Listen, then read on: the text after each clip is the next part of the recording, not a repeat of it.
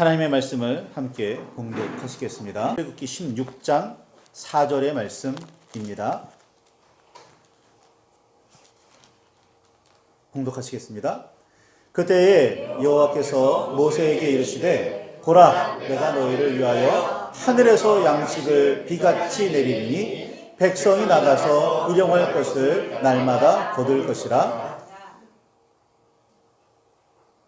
이같이 하여 그들이 내 율법을 준행하나 아니하나 내가 시험하리라. 아멘. 오늘은 부활절입니다. 수천 년 전부터 그렇게 지켜왔죠.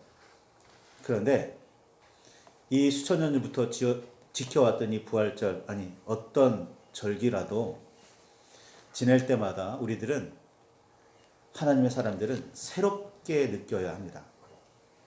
작년에 했던 행사니까, 작년에도 지켰던 절기니까가 아니라 그때마다 우리의 심령 안에 살아 역사해야 합니다.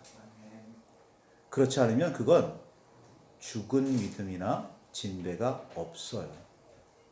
물론 날마다 눈물을 흘리며 날마다 그렇게 감격할 수는 없겠지만 그 의미가 어떤 건지 깊이 새기는 일은 매번 반복하고 또 깊게 새겨야 합니다. 그렇게 이 주님의 부활이 우리의 심령 안에, 우리의 삶 속에 크게 온전하게 역사하시기를 간절히 소망합니다. 아멘. 자, 여호와의 뜻을 받든 모세, 이집트의 10번의 이적, 표징을 행합니다. 저는 이집트에 있었던 이 이적들을 재앙이라고 표현하는 걸 개인적으로 싫어합니다. 재앙이 아니라 이스라엘을 구원하시기 위한 하나님의 표적이었으니까요.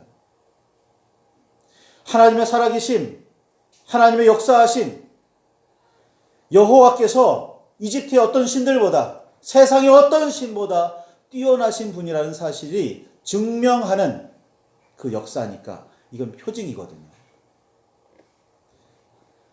모세가 그 모든 놀라운 일을 펼쳐낸 이유는 여호와께서 하나님이심을 이집트 사람들로 하여금 알게 하기 위함이었습니다. 또 한 가지, 이스라엘 사람들로 하여금 알게 하기 위함이었습니다. 그 놀라운 표징이 반복될 때마다 이스라엘은 입이 떡 벌어졌을 것 같아요. 이집트 사람들도 마찬가지죠. 이집트 사람들이 떡 벌어지면 좀 반대 의미, 재앙으로 받아들였을 테니까 반대 의미였을지는 모르지만 어쨌든 놀라운 사건입니다. 그렇게 이스라엘은 이집트에서 나올 수 있었습니다. 그런데 나오자마자 얼마 안 돼서 앞에는 홍해가 가로막고 있고 뒤에는 이집트의 군대가 쫓아오는 상황이 벌어집니다. 이집트 사람들은 이 이스라엘 사람들이 도망가지 못하게 해야겠다, 다시 잡아와서 노예로 써야겠다라는 목적이 있었던 거고, 이스라엘은 다시는 돌아가고 싶지 않으니까 어떻게든 이 길을 헤쳐나가야 했는데, 생각해 보세요. 앞에 홍해가 있습니다. 뒤에는 막 쫓아옵니다. 어떻게 나갈 방법이 없어요. 하나님께서 모세에게 이렇게 말씀하십니다. 앞으로 가라! 아니, 앞에는 홍해가 가로막고 있는데 어떻게 앞으로 가라는 말씀이십니까? 뒤에는 쫓아오고 있는데 어디로 가라는 말씀이십니까? 하나님께서 말씀하세요. 앞으로 가래요.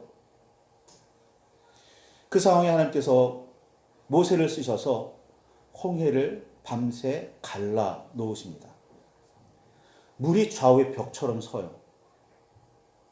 그리고 그 가운데, 바다 가운데 마른 땅, 마른 길이 생겨납니다. 그 길을 철퍽철퍽도 아니에요. 그냥 걸어갑니다. 땅이 말랐으니 진흙길을 걷는 것과는 아주 다른 그런 상황이었을 거 아니에요. 그 놀라운 일들을 경험해요. 그리고 쫓아오던 이집트 사람들이 자기들도 건너갈 수 있을 줄 알고 그 바다 가운데로 들어서요. 그리고 쫓아갑니다. 그러다가 하나님께서 그 물을 덮으시는 바람에 이집트 군대가 모두 몰사하는 사건이 이스라엘 사람들의 눈앞에서 펼쳐집니다. 그때 성경의 표현에 보면 그때 이스라엘 사람들이 여호와 하나님을 드디어 경외하기 시작했다라고 성경은 기록합니다. 10번의 표징들이 펼쳐지는 동안에 하나님을 경외했다는 표현이 성경에 등장하지 않아요. 하나님을 믿었다라는 표현이 성경에 등장하지 않습니다. 홍해가 갈라지고 그 홍해에서 이집트 군대가 전부 다 죽는 사건이 벌어지자 그 시신들을 눈앞에 보면서 이스라엘 사람들은 생각합니다. 우와! 하나님 정말 누구도 막을 수 없는, 누구도 넘어설 수 없는 분이시구나. 하나님을 경외하기 시작해요. 그리고 하나님과 더불어 하나님의 종인 모세를 믿기 시작합니다. 이게 홍해에서 있었던 사건이에요. 그런데 그 홍해를 떠나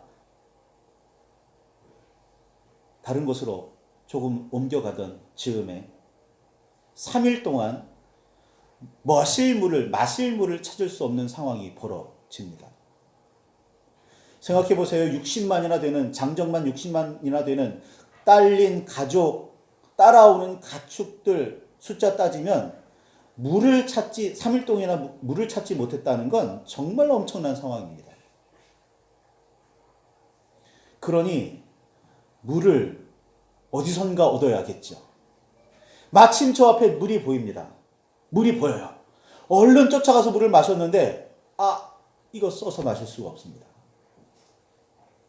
3일 동안 물을 마시지 못하다가 겨우 찾은 물인데 물을 마실 수가 없어요. 써서.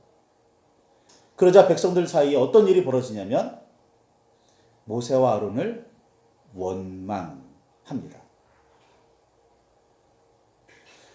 생각해 보세요. 10번의 표징들이 펼쳐졌었어요. 바다가 갈라지고 그 사이를 건너서 목숨을 부지하는 경험을 직접 했어요. 그거 한 지가 성경 기록대로라면 3일도 채 되지 않았습니다. 그런데 3일 만에 물이 떨어졌다고 이스라엘 백성들은 모세를 원망합니다.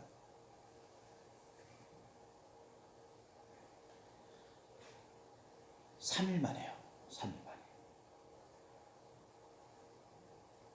하나님께서 저기 있는 나뭇가지를 물속에 던지라고 말씀하셨고 그 물이 이제는 먹을 수 있는 물로 바뀌어요. 나뭇가지 하나 던졌다고 말입니다. 그 나뭇가지가 약초였을 리는 없어요. 아무리 약초라고 해도 그거 하나 던졌다고 물이 새로워지지 않습니다.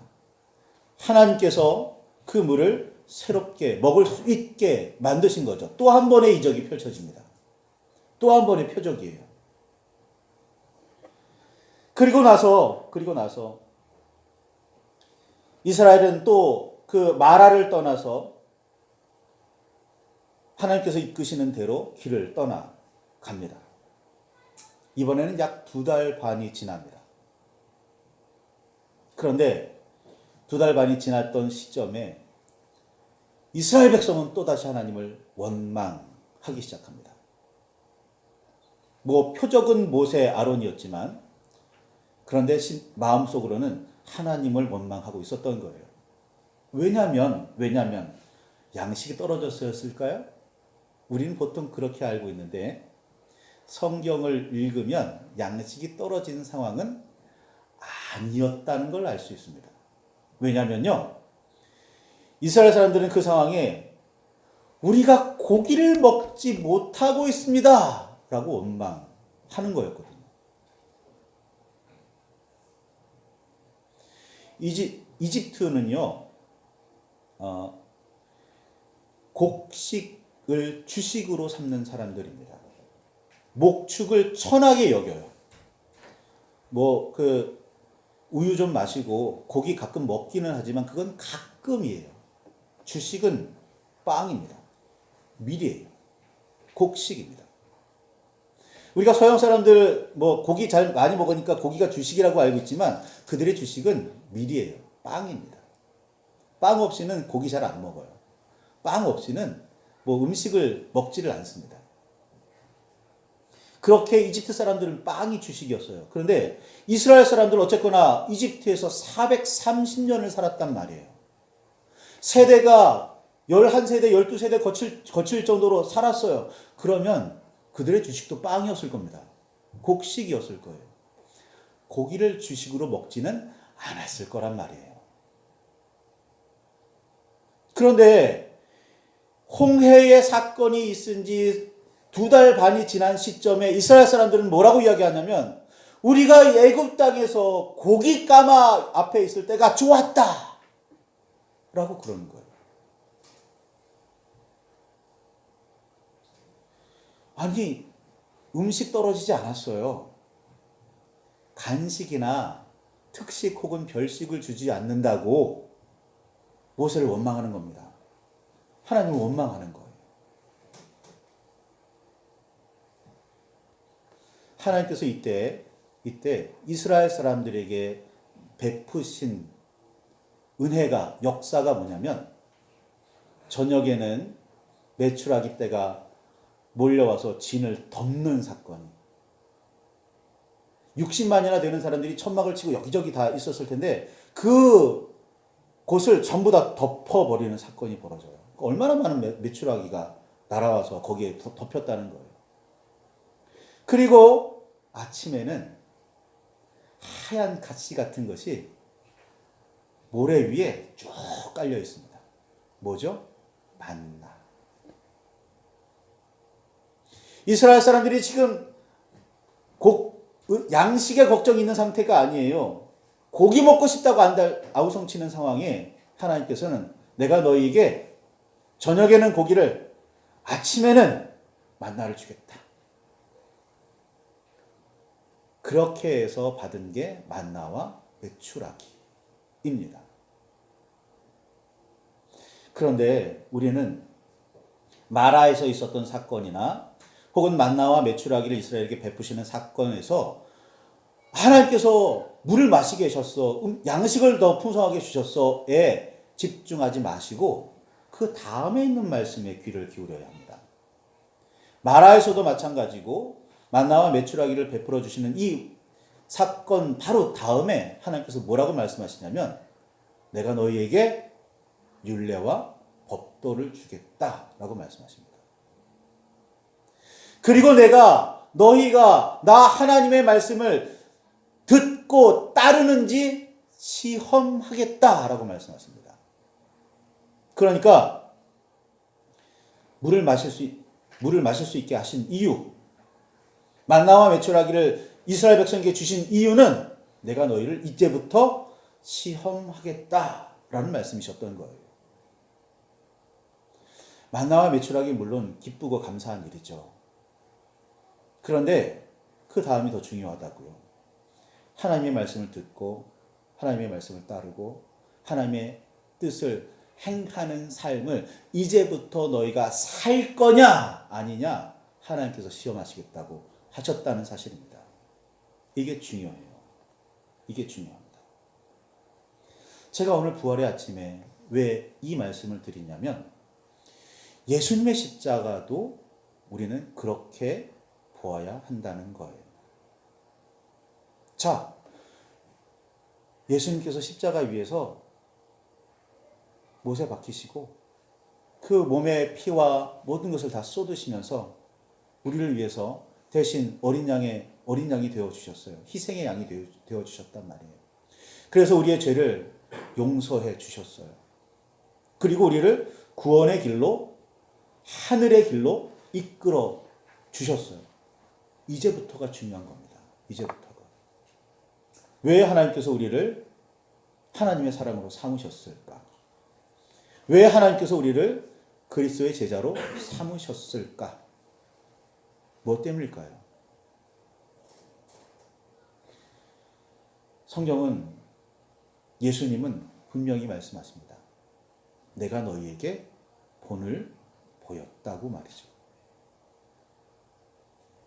제자들의 발을 씻기시면서, 발을 씻는다는 것은 당시에 종 혹은 노예나 하는 일이었습니다.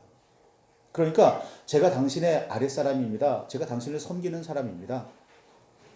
제가 당신을 위해서 이런 허드렛 일까지 합니다. 이 의미가 발을 씻는 거예요. 그런데 예수님께서 제자들의 발을 씻어 주셨단 말이에요. 그러면서 말씀하십니다. 제 발을 다 씻으신 다음에 내가 너에게 이 본을 보였으니 너희도 가서 이렇게 해라 말씀하셨어요. 그게 본을 보이셨다는 의미입니다. 십자가를 지셨어요. 그리고 부활하셨어요. 제자들이 사도들이 뭐라고 이야기를 하냐면 주께서 죽음을 이기시고 부활하셨으니 그 본을 따라 우리도 부활해야 한다라고 말하고 있단 말이에요. 그렇다면 예수님의 십자가는 우리더러 주님을 따르라는, 주님처럼 살라는 본이라는 거예요. 그러니 우리는 십자가를, 부활을 경험했으면 이제는 어떻게 하면 주님의 말씀대로 살까? 어떻게 하면 하나님께서 기쁘시는 일을 할 수 있을까? 어떻게 하면 주님의 나라를 이루며 살아갈까? 이걸 고민해야 한다는 거예요. 마라에서 혹은 만나와 메추라기 사건에서 하나님께서 내가 이제 너희를 시험해 보겠다라고 말씀하셨다면 십자가를 통해서 하나님께서 말씀하시는 거예요. 주님께서 말씀하시는 겁니다. 너는 이제부터 주님의 사람으로, 하나님의 사람으로, 그리스도의 제자로 살겠느냐? 내가 이제부터 너희를 지켜보겠다 라고 말이죠. 그러니 이 부활의 아침에 우리는 스스로를 돌아봐야 합니다. 나는 그리스도인으로 살고 있는가? 나는 하나님의 백성답게 살고 있는가? 제가 그 이웃을 위한 기도할 때 잠시 말씀드렸지만 사탄은 나누는 존재입니다. 그 사탄이라는 말뜻 자체가, 행동 자체가 나누는 존재, 나누는 일을 해요. 에덴에서 하나님과 아담과 하와가 하나처럼 서로 친근하게 지냈는데 그 사이를 가르는 존재가 뱀이었단 말이에요. 사탄입니다. 근데 예수님께서는 어떻게 해요? 십자가 위에서 나뉘어진, 너무 거리가 멀어져서 극복할 수 없는 그 엄청난 간극을, 벌어짐을 예수님께서 십자가에서 둘을 하나로 만드신다고요.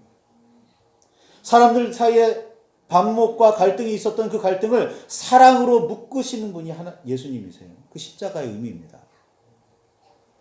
나누는 건 사탄, 하나로 만드시는 분은 하나님, 예수 그리스도.